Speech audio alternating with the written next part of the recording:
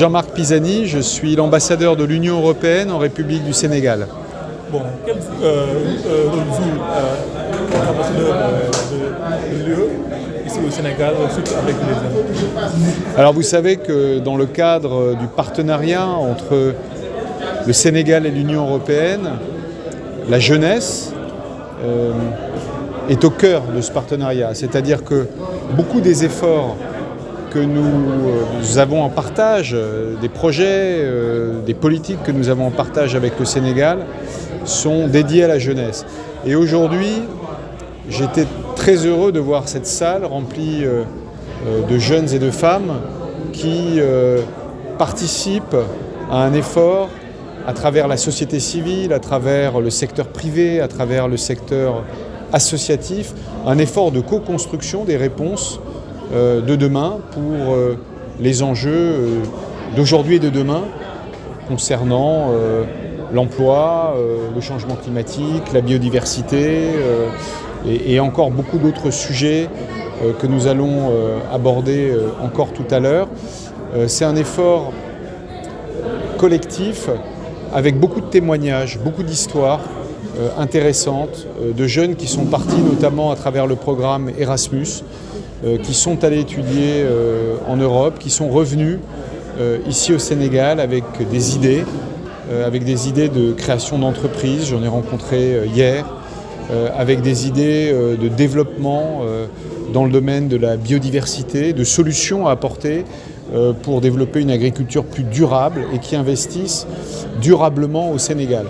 Et c'est ce qui me fait vraiment le plus plaisir aujourd'hui, ce qui me touche le plus comme ambassadeur, c'est d'avoir le témoignage de tous ces jeunes, pas seulement avec des idées, mais avec des créations derrière, concrètes, pour eux-mêmes, pour leur famille et pour leur communauté. Attendez-vous à ce lancement? Ce lancement, c'est d'une certaine manière une consolidation, parce que depuis 5 ans, au moins, autant que je m'en souvienne, beaucoup d'initiatives ont été prises par l'Union européenne avec la société civile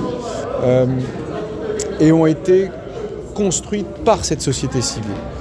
J'en veux pour preuve le succès par exemple du consortium Jeunesse Sénégal qui a permis, grâce aux efforts de leurs créateurs, d'accompagner plus de 200 000 jeunes sur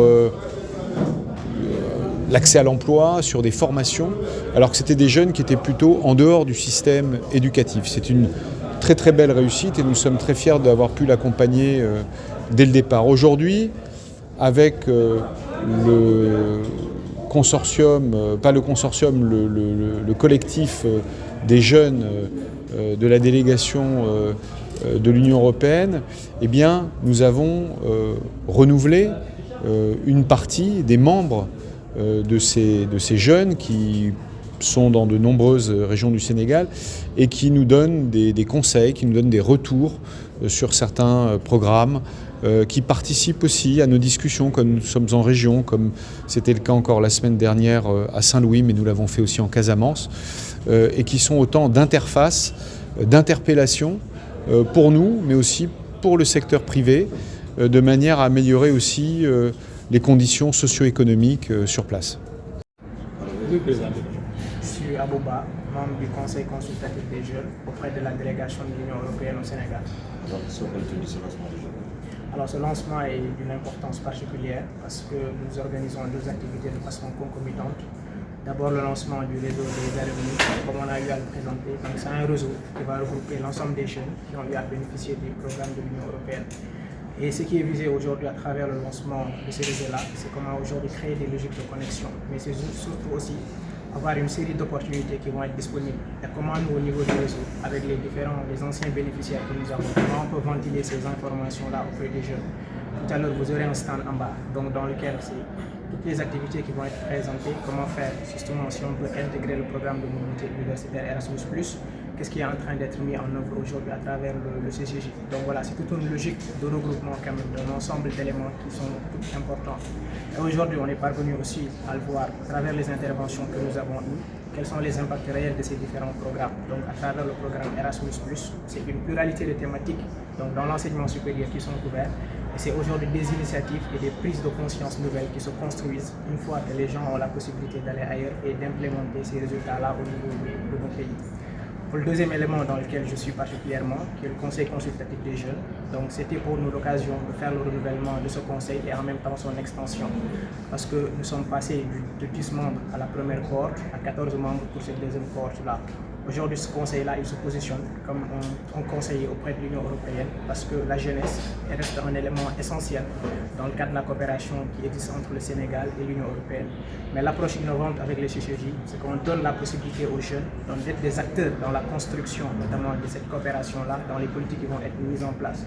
Je l'ai rappelé dans mon discours, nous sommes aujourd'hui dans le comité de pilotage du dialogue structuré de la nouvelle feuille de route entre l'Union européenne et la société civile, donc il y a un cadre important. Nous avons été dans toutes les séquences de ce dialogue structuré, de la construction de cette feuille de route-là, depuis les missions de consultation jusqu'à aujourd'hui le comité de pilotage, et ensuite nous allons donner tous nos inputs pour que véritablement tout ce qui est perspective jeunesse soit intégré là-dessus.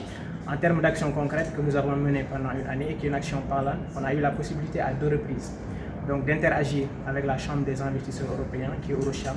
Dans la première interaction que nous avons eue, on a vu qu'il y a une série d'initiatives qui sont en train d'être déployées par Eurocham en faveur des jeunes, mais que malheureusement les jeunes n'ont pas accès à l'information. Donc nous, justement, à travers la connaissance que nous avons partagé des canaux qui pourraient permettre d'atteindre ces jeunes. Lors du deuxième échange qu'on a eu, on a été très heureux de savoir que beaucoup d'entreprises ont réorienté leur communication et aujourd'hui ce sont des jeunes qui sont de plus en plus atteints. Je terminerai là, si vous me le permettez, avec l'échange que nous avons eu avec le ministre de l'Agriculture. Parce qu'en partant à cet échange-là, l'agriculture aujourd'hui est perçue comme un secteur prioritaire qui doit justement être porteur d'emploi parce que c'est un secteur dans lequel les jeunes doivent s'insérer.